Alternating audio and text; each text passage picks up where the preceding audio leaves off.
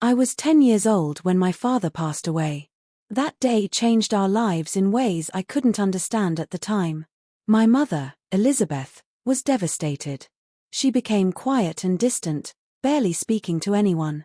The weight of grief was too heavy for her to carry, and it showed in the way she withdrew from the world. It was Aunt Sharon who stepped in. Without hesitation, she took charge of everything, preparing meals, helping us with our homework, cleaning, and even tucking us into bed. She never let on that she was tired, though we later understood just how much she was carrying on her shoulders. My younger brother, Noah, who was only 6 at the time, formed a particularly strong bond with Aunt Sharon. He would follow her around like a shadow, clinging to her hand and giggling at everything she said. She gave him the comfort and attention he missed from our mother during those hard times. It was Aunt Sharon who came to our school for parent-teacher meetings, Aunt Sharon who waited outside the school gates every afternoon, and Aunt Sharon who helped Noah sleep through nights that would otherwise have been filled with nightmares. Years passed, but that connection never faded.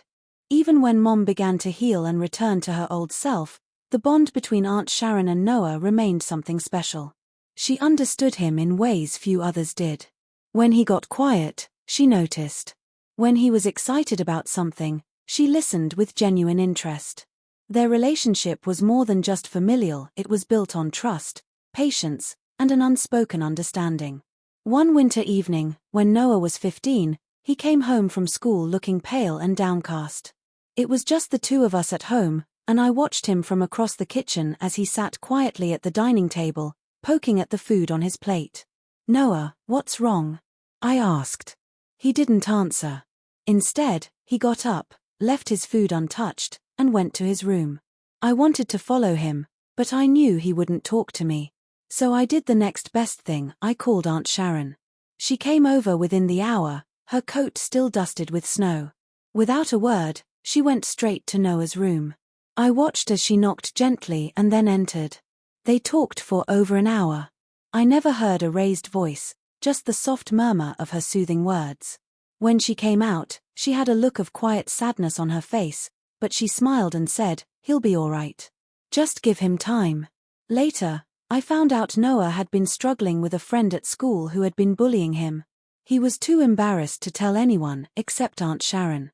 She not only helped him cope emotionally, but she also arranged to speak with the school counselor and the administration, all while making Noah feel like he was in control. She always knew how to do that, empower us without making us feel weak. When Noah turned 18 and was about to graduate high school, he wrote his senior essay about her. He titled it, "The Woman Who Taught Me Strength." Reading it made everyone cry, even Aunt Sharon, who always said she didn't cry easily.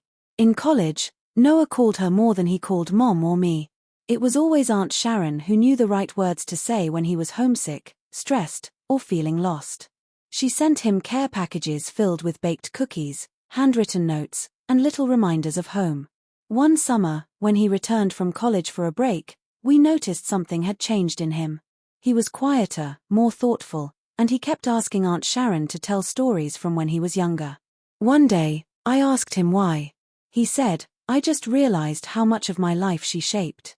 I don't think I ever thanked her properly." So, together, we planned a surprise celebration for her birthday.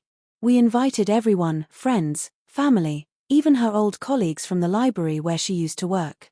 Noah gave a speech that day. He stood in front of everyone and said, "I owe a lot of who I am to Aunt Sharon. She was there in every tough moment, every small victory, and every heartbreak. She never asked for anything in return. Today, I want to say thank you." Aunt Sharon cried. Really cried. Not the quiet tears she would quickly wipe away, but the kind that spoke of love received and acknowledged. That evening, after the party, she hugged Noah tightly and whispered, "You've always been like a son to me." When Aunt Sharon fell ill a year later, it was sudden. A rare illness took hold of her body, and within months, she was bedridden. We all took turns caring for her, but it was Noah who stayed with her every day. He read to her, brought her meals, and reminded her of stories from the past. One day, I found the two of them laughing over an old photo album.